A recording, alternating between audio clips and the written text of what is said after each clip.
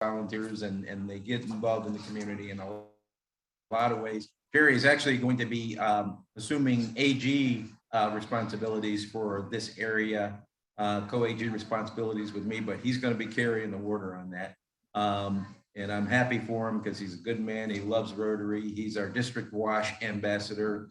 And I'm just happy to call him a friend. He was kind enough to host AG training meeting this morning that was facilitated at UNC Charlotte, where he works and is always giving back in some capacity. So without any further ado, Jerry, the floor is yours.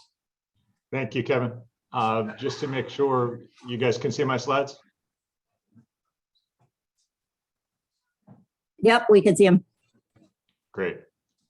So as Kevin said, this is WASH month, and I'm the WASH ambassador for the district. And so talk about WASH a little bit, and then talk specifically about a big WASH undertaking going on in Haiti. Some of you may be familiar with, but I thought just to start, what is a RAG? What's a Rotary Action Group? You know, you guys had some information in your newsletter, maybe last week or the week before, about RAGs, but I thought I would just share that the official definition of a Rotary Action Group is they are independent Rotary affiliated groups made up of people from around the world who are experts in a particular field, such as economic development, peace, addiction prevention, the environment, or water. That's the one we're going to talk about today, of course. But so imagine your club is thinking about applying for a global grant to do an international project. A RAG can offer technical expertise to support the plan and planning and implementation of projects to increase the impact, which of course is one of Rotary's priorities. RAGs can help clubs and districts prepare grant applications, conduct community assessments, and develop plans to monitor and evaluate their projects. And those are so important. So a RAG is just a great resource as you're thinking about doing whatever the project is. Doesn't have to be about water, because there are any number of RAGs on any number of different subjects. Some of them are pretty closely related.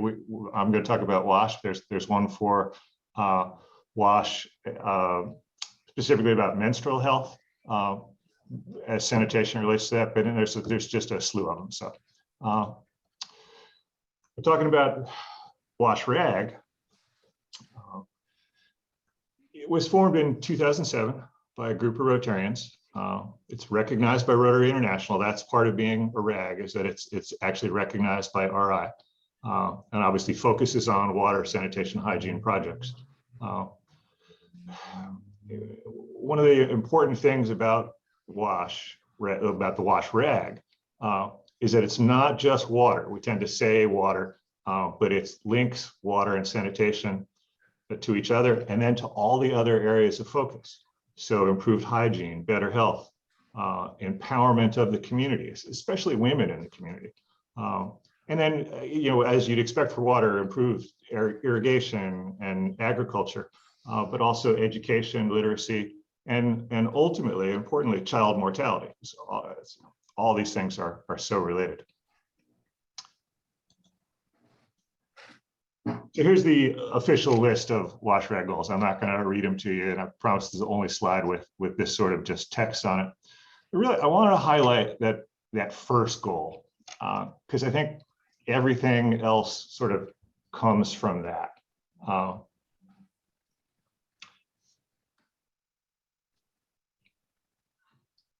We want to make sure that every WASH project is part of a program that's technically sound and sustainable. So it's not just the old days of we raise the money, we go and we drill a well, and then we go home.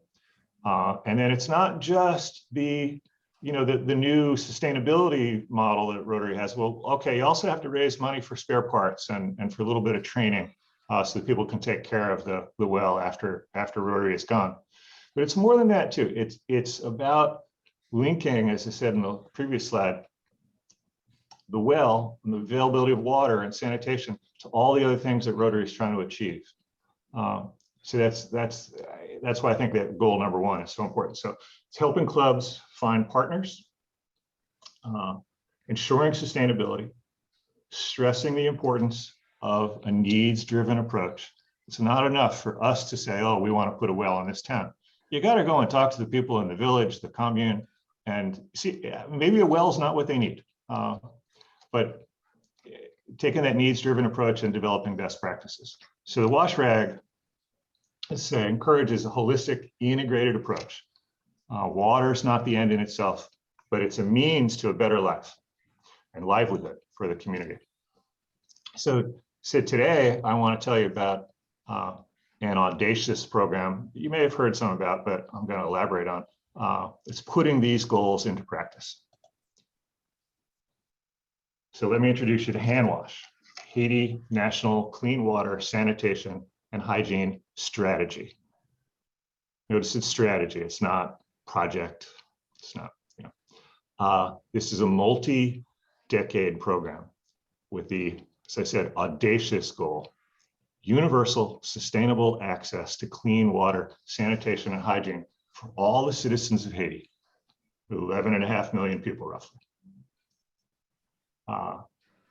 HandWash, not technically a Rotary initiative, is supported at the highest levels of Rotary. For example, past Rotary President Barry Rassin chairs the board of directors. Past director John Smarge is the fundraising chair. Some of you will recall John Smarge being the speaker at an event during Governor Mike's year. Early in his year, John was spoke to us about HandWash.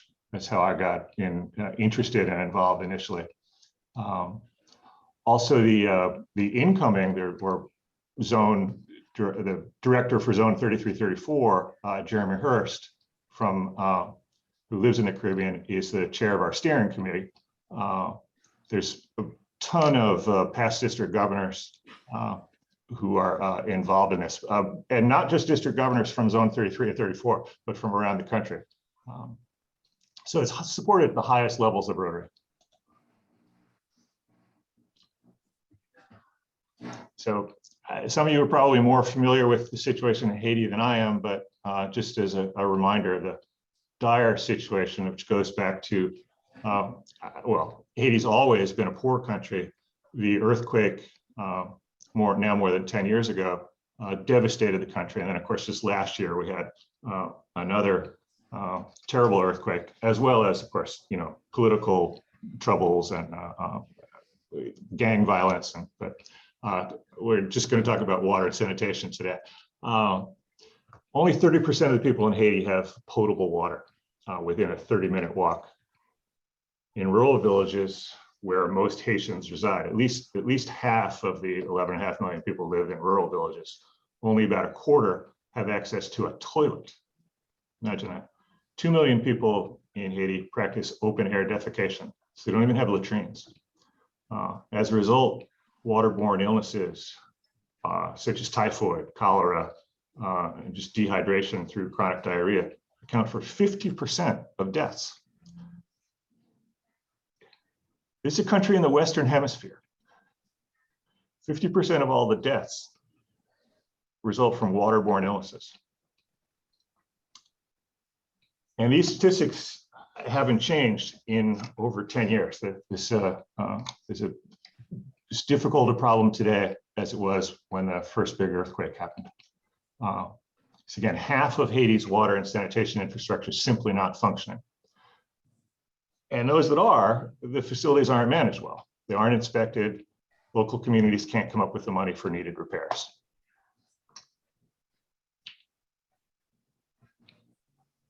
In addition, the government needs support in coordinating its development partners. Because a lot of people want to give money, a lot of people want to help, but how does that get coordinated? And the government simply isn't able to do it on their own. So that's where HandWash comes in, helping the government, showing them where the fiscal resources need to go. There's a lot to it. So the role of HandWash is to provide a vision and bring together the funds and the partnerships to make a difference. Collaborating with the government, that's important. In every place where HandWash works in Haiti, they work with the local government and the national government. And involving the local Rotary clubs. That's, of course, very important.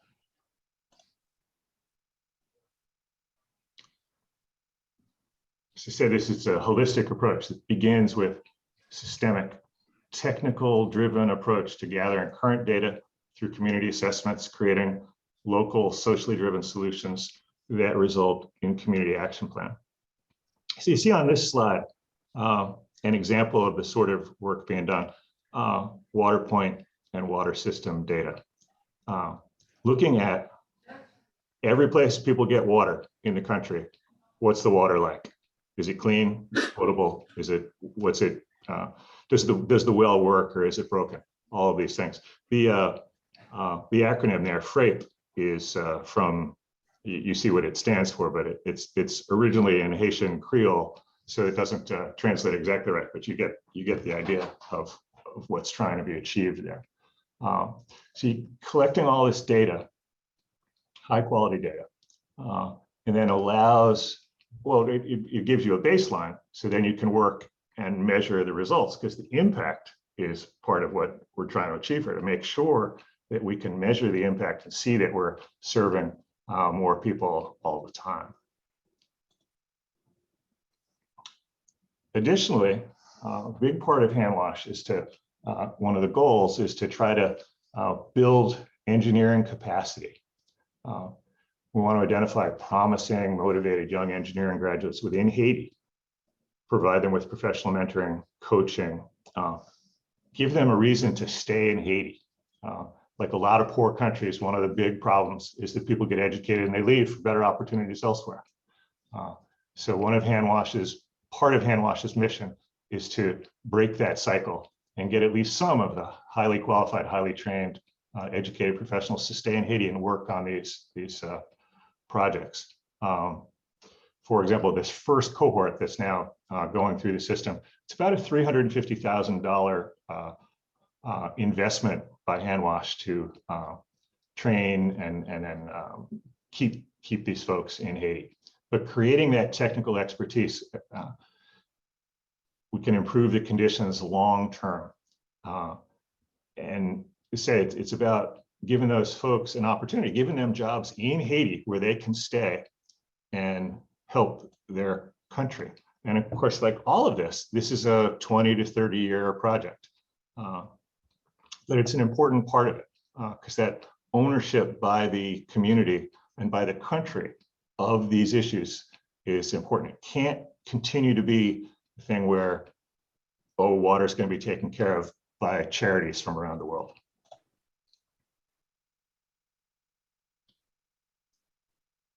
So here you see a picture of a typical water facility in a commune, as they're called. A commune is just the word they use for township, small city, if you will.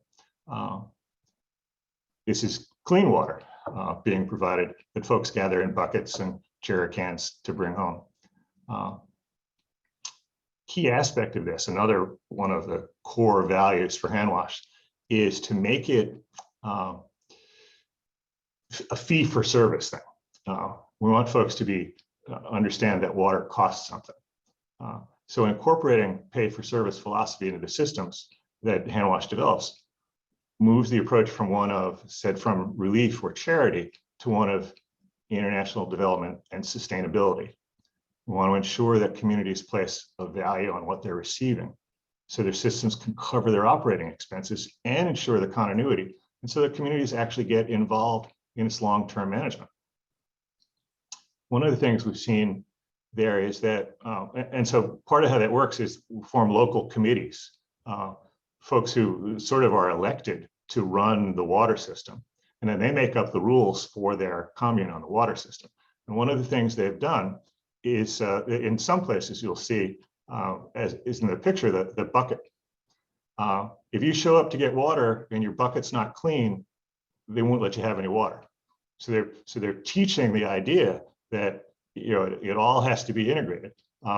There are areas where, again, because people don't have toilets, latrines are the common thing that villages will have. If you don't have a latrine at your house or in your little neighborhood, in some places, if you don't have the latrine, they won't let you buy water. So if you want the water, you have to practice the other parts of sanitation and hygiene that are so important. they say it's about a fee for service. When we talk about that idea, it helps to create the infrastructure that can be managed. $45 a year to keep a system like this running can serve 250 to 300 people over the course of that year. So the water budget for an individual family, for a household, is about 70 US cents per month. That's roughly the cost of a Coke in Haiti. So a family can either buy one Coke or they can have water for a month. People like the water. The infrastructure that we use to bring the water to people's houses now, so actually running water to individuals' homes, which is a great thing because then they can have toilets, right? That's quite a bit more expensive, about 10 times as expensive to do. So it's about $7 a month for a household to have water brought directly to their home, potable water, that is. That's obviously, I'd say, a much more expensive undertaking, takes more upfront money from hand wash, but it's the ultimate goal. So that approach is being piloted in 7 communes across Haiti. We're going to talk about that a little bit. So where are we today? And honestly, this information is from last summer, and it's been some things have changed in the last 7 or 8 months. More grants have been approved, but it's a little hard to get around at it. So I don't know how well you can see this, but here's a map of Haiti. You see it's shaped like a sort of a backwards C. The most recent earthquake, the one from last year, was down here in the southwest part is where it was centered, where the most damage occurred. But there are 10 districts, the equivalent of states, if you will, within Haiti. They're maybe more like counties, and 144 communes or cities, towns, probably the better word. On here, you can see the logos of 22 Rotary clubs. There are 22 Rotary clubs in Haiti, about 500 Rotarians total. Interestingly, there's 25 Rotaract clubs for another 250 members, 250 Rotaractors. And so these are the partners on the ground for hand wash. Each of the 22 clubs appoints a hand wash ambassador. And these are the Rotarians that lead the conversation on the ground and shift the conversation within their community, getting across the idea to move away from charity to a model that includes the pay for service. Where we currently have programs in progress are listed here. Cavillon in the south, that's down here, is being led by the Rotary Club of Lacaille, in tandem with District 6960, which is in Florida. That's our champion district for the Cavillon project. Ferrier is up here in the northeast, is led by the Cap-Haïtien Rotary Club. Cap-Haïtien's over here, but Ferrier is about there.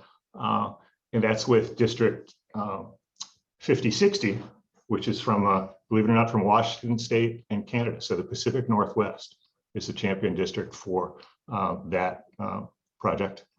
And then Pignon is over here, sort of south of Cap-Haïtien, and that is championed by District 6940, which is the Florida Panhandle. All 3 of these projects focus on delivering piped water to households, so that more expensive version that I mentioned. And so obviously that it's to the households that are in the village center. It's going to be a long time before houses that aren't in the densely populated areas will be served in that way. And then, as I mentioned earlier, we're launching a program with ANEPA, which again, that's a Creole acronym, but it's the agency that monitors water and sanitation projects on behalf of the Haitian government. They call it the National Observatory. So we're doing that project I mentioned to analyze the water points all across the country, every single place where there's a well, a faucet, a water fountain. A key part of that, and what makes that exciting is, one of the things that makes it exciting is that we're, based on the data from that, we're also not just measuring water, but the term they use is planting water. We want to work on recharging the aquifers. One of the issues they have in much of coastal Haiti is aquifers are contaminated with salt water. Some of you will know George Solomon, past district governor from New York, but he lives in our district now, and he's our global grants chair. George has been to Haiti like 40 times and has been part of many wells. But the well that he most recently, he and his club from New York, before he moved here, drilled, came up with salt water. So a Rotary Club invested $10,000 or so to drill a well that ended up only pumping salt water. So one of the things we're trying to achieve is to find the spots where that's a problem, but also be able to rectify it. This is, again, a generational issue in Haiti. You may have seen photographs of the border between Haiti and the Dominican Republic, where all the trees are gone on the Haiti side, and it's very lush on the Dominican side. It's that sort of thing. If you've cut down all the trees, it's difficult to save the water, even in a place where it might rain a lot. So we're trying to harvest. One of the things is to figure out how to better harvest rainwater all over the country. So just a little bit about some of those projects that I mentioned to get a little bit deeper into it. Pignon now has 2 funded global grants, so over $600,000. Project includes upgrading the town water system. So here's one of the things that happens. You think we're talking about a water system, but the way it's worked in the past was off a diesel generator. So Hand Wash now has helped to convert that to a solar powered pump. One of the big issues they have, not just in Pignon, but all over Haiti, in places where the water system seems to work, excuse me, speaking of water, because of the problems with earthquakes and lack of maintenance over the years, a huge amount of the water is lost to leaks. The Pignon water system loses about 70% of the water that it pumps every day. So they pump 2,500 gallons a day, but they're only able to sell 4,000 gallons because of all the leaks. So one component of the program is to find the leaks, create leak detection tools, and create a model where there are meters everywhere to keep track of the flow of water, so that those leaks can be detected and fixed. Ferrier, as I pointed, as the sort of the northeastern corner of Haiti, right on the border with Dominican Republic, that has one of these massive saltwater infiltrations in the groundwater. So effectively, the entire area, 1,000 households, have no access to potable water. And what this picture shows, I'm sorry, maybe it doesn't, but I have seen pictures of one of the things that happens there is the folks in Ferrier at night actually cross the border and go and take water from the kettle troughs of the farmers on the Dominican side to bring back.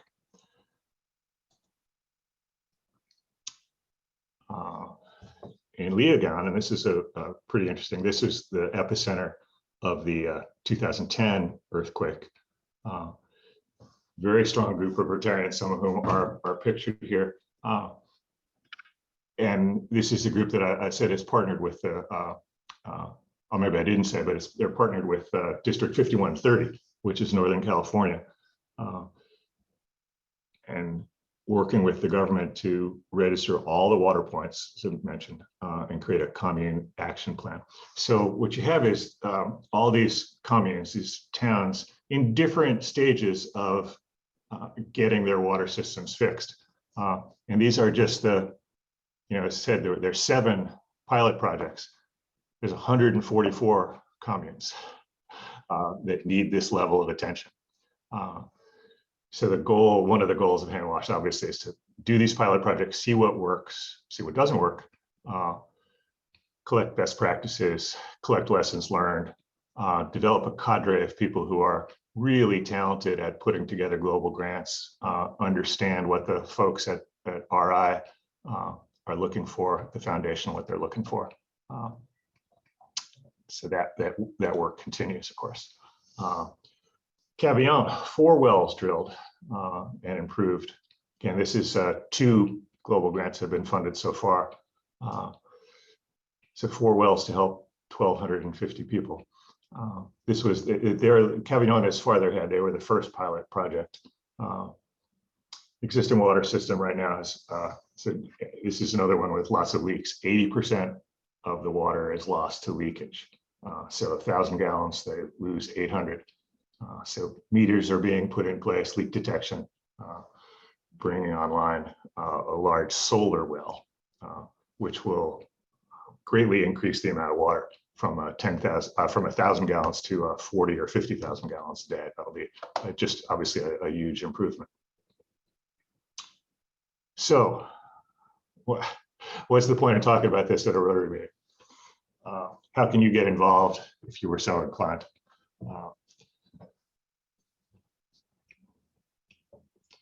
Obviously, there's always a need for financial support. Cavillon 3 said that Cavillon was the first one, and the 2 global grants have been approved. Cavillon 3 is going to be submitted probably by the end of March, could be early April. Matching funds, pledges are being collected right now.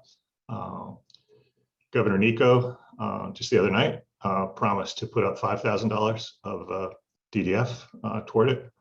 And that allowed me to call my president, Carol, and say, hey, Nico's putting up 5, what can we do? And so the Rotary Club of Charlotte's putting up 1,000.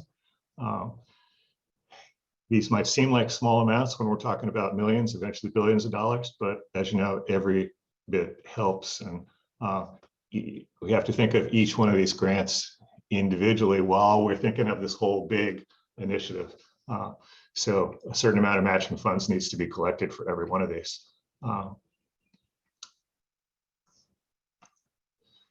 You can contribute to Hand Wash directly through the Donor Advised Fund or just to the Hand Wash organization.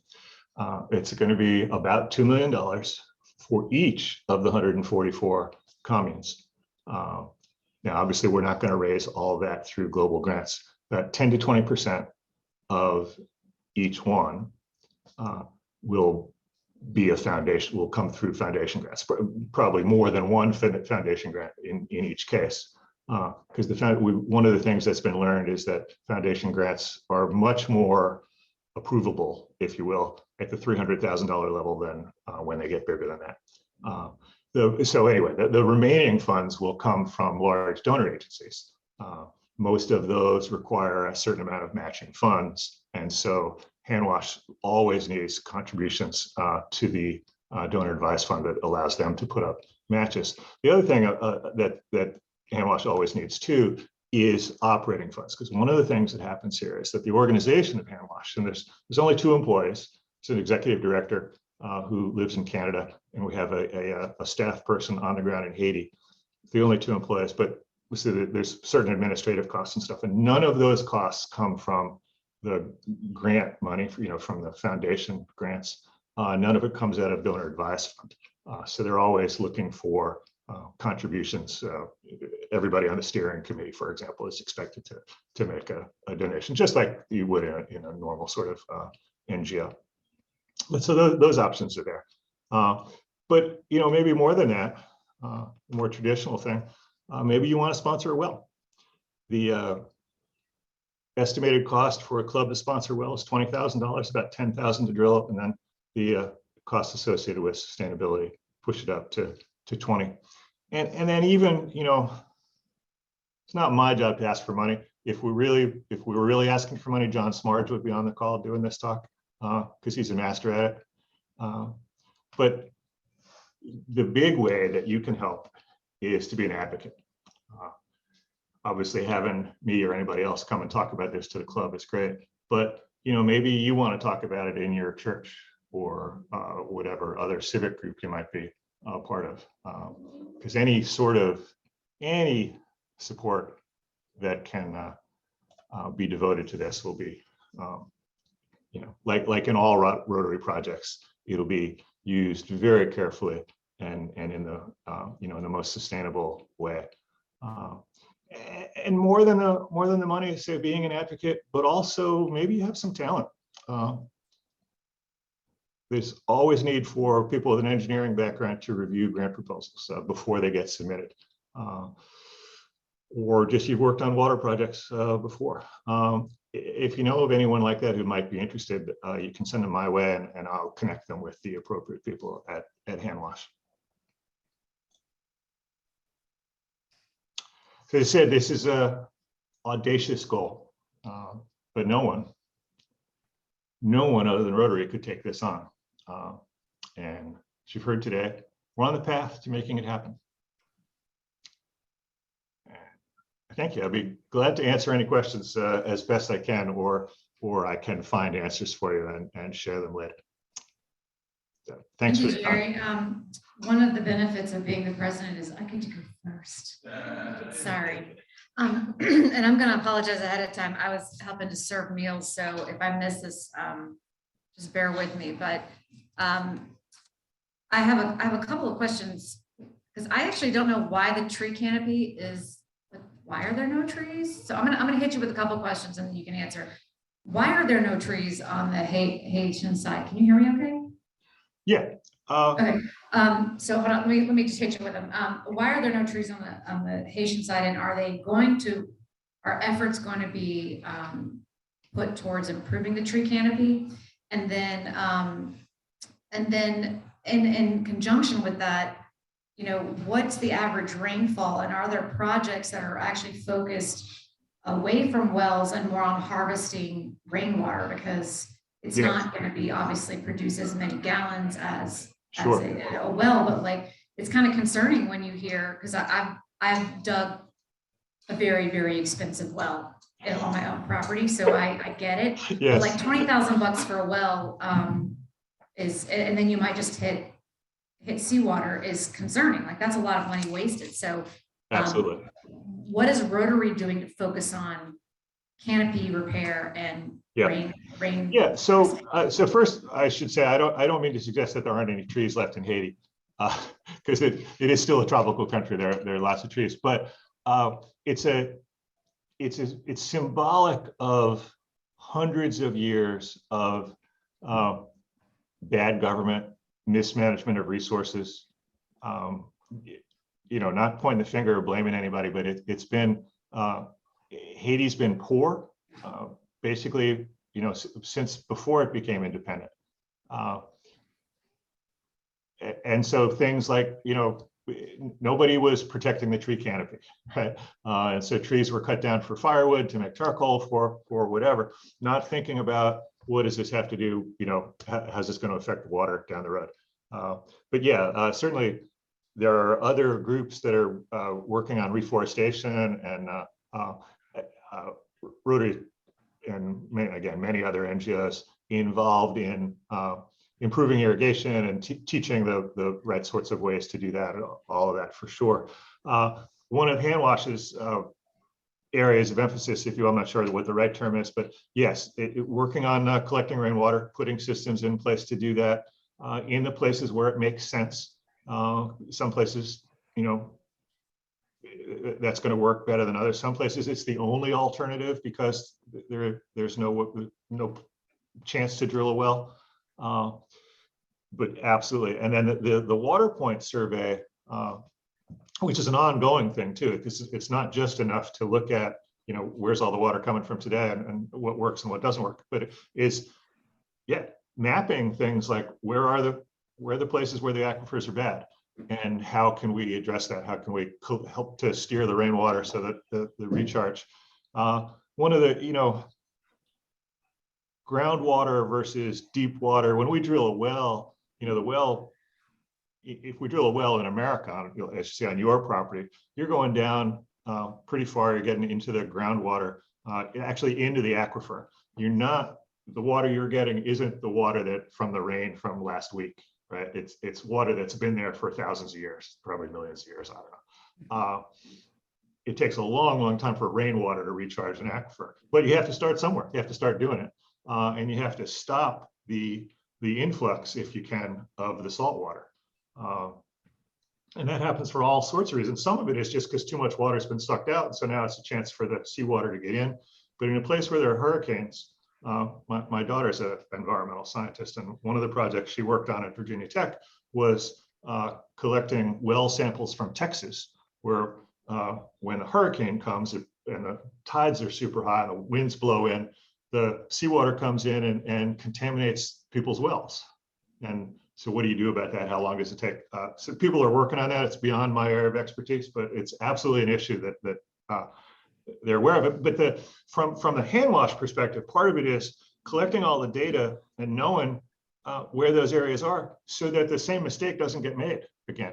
We don't want another club to come. That's something I should have mentioned, that one of the things, there are folks out there who are afraid that the hand wash organization wants to take over their project or keep them from doing a project, and nothing could be further from the truth. Hand wash wants Rotary clubs to come and drill wells. We just want to know about it so that we can help them, not have them make the same mistake. We have a long list of lessons learned available on the hand wash website for folks to, before they commit to things. So absolutely, we want people who are interested in doing wells, not just Rotary clubs, but lots of mission work goes on in Haiti. Of course, it's full of church-sponsored mission groups, and many of whom are partners of hand wash. So I'm sorry, I'm rambling now. Collaboration is key. All right, Yep. I'm gonna have you guys are gonna travel. Questions? Jerry, thanks for the presentation. Great job. A couple of questions. First of all, you mentioned the $5,000 EDF from the district and your $1,000. Are you still looking for contributors to match the 5,000 from the district? Yes, absolutely. Okay. Second, do you know if there's any effort or any plan long-term for our district to become a champion district at some point? That would be my goal, Kevin. Thank you for asking that. I hope we can do that. It's a funny situation, if you will. The 7 pilot projects, the 7 pilot communes, all have champion districts now. So hand wash isn't actually looking for more champion districts at the moment, but definitely will be over time. What they're looking for now is districts to be supportive of the ongoing projects. So certainly we could do a district grant in one of these communes. I'm sorry, a global grant. We could apply for a couple $100,000 to help one of these projects. We wouldn't technically be the champion district for that commune, but it's not about who gets the credit of being a champion district, right?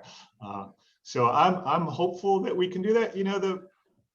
As you well know, the lead time involved in global grants doesn't mesh so well with how the Rotary years change and new people come in and commitments get made. And but yes, I think we'd all like to do this. And obviously, I'm talking about hand wash today.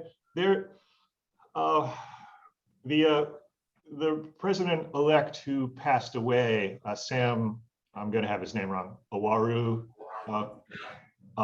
Awari, he had a plan to do something like this in Ghana.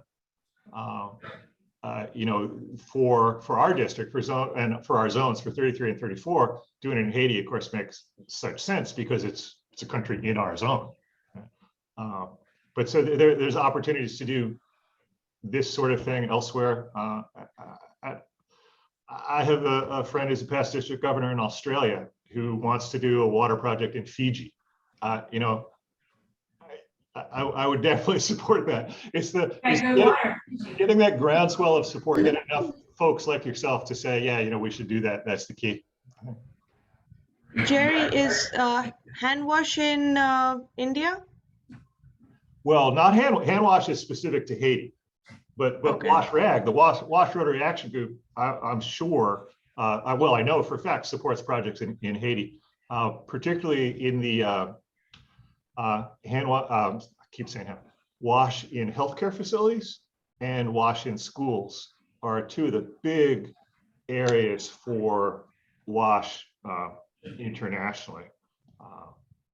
And there are some amazing videos available online of projects that are going on. But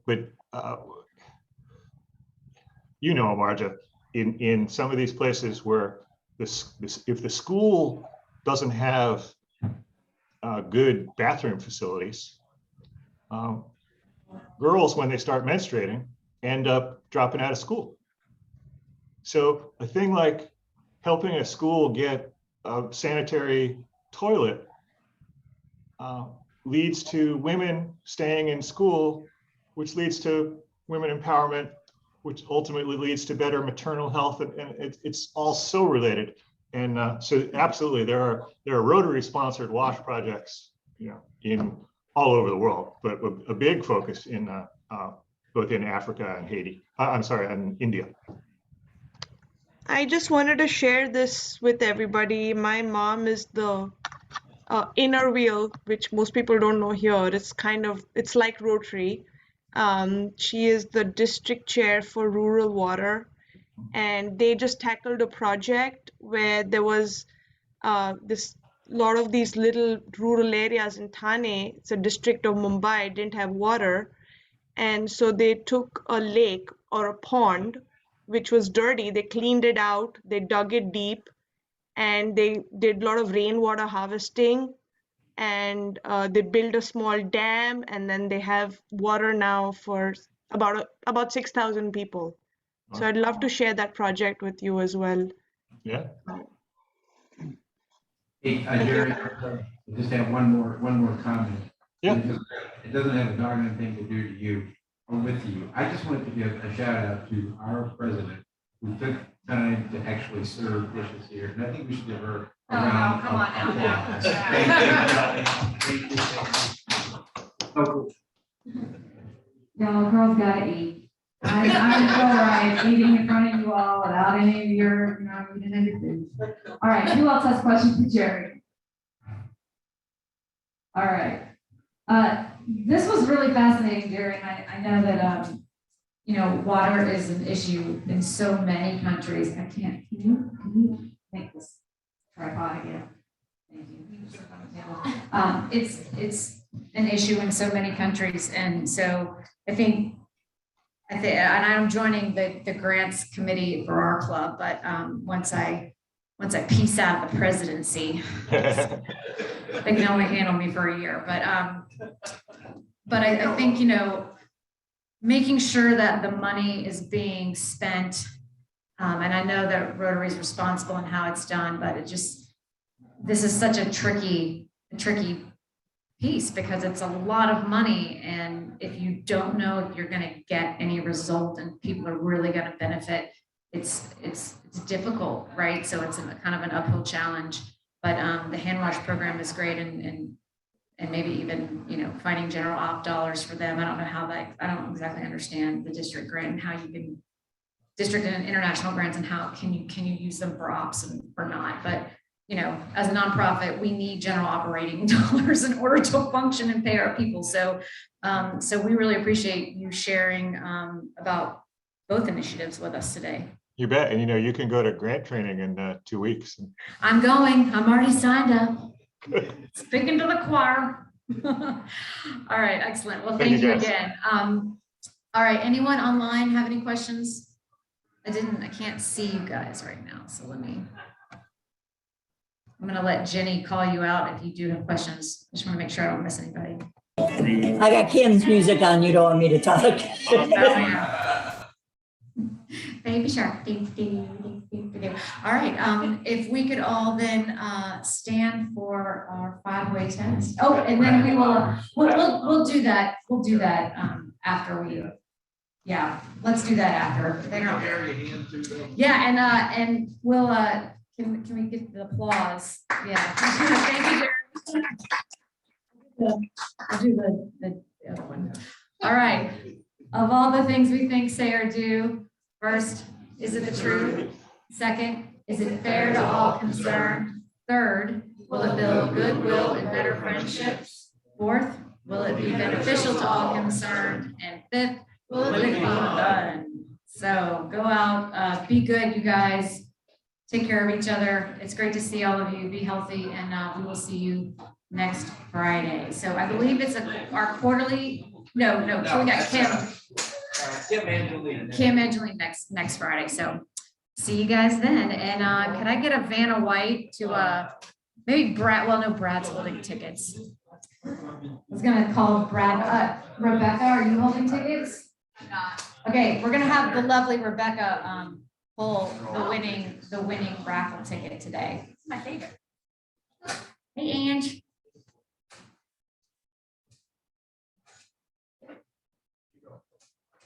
All right, winner. Let's see who it is.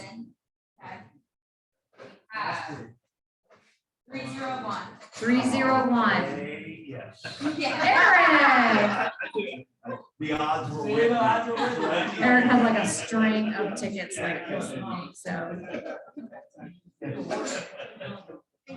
Anyone online want to talk to anyone in the room? I can hand the microphone over. Yes, Cam wants to see Grandpa. Okay, Grandpa. And then Kendrick, you're required at the, Are you being summoned? Yeah. Or is that little man? here, come over here. Thank you. Hey, hey, buddy. Hi. Hi. Hi. We'll go. Yeah. Hey, baby. Hi. See you in a little bit. Bye bye. See you in a little bit. He's got donuts. Oh. Save Grandpa some donuts. Yeah. All right, bye guys. Great to see you.